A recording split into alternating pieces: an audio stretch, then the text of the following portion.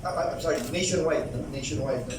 And we have success rate of 89.27%. No? Mataas-taas na po ito, no? Considering that we are experiencing some connectivity problems, especially in far-flung areas. Tapos kasama po dito, nakapagpalaya tayo, no? Ng 132,916 persons deprived of liberty.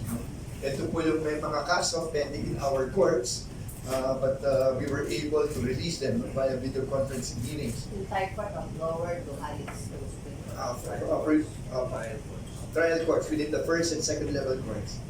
Kasama po dito yung 2,120 children in conflict with the law. Kasama po yun. No? Kahapon po lamang, no?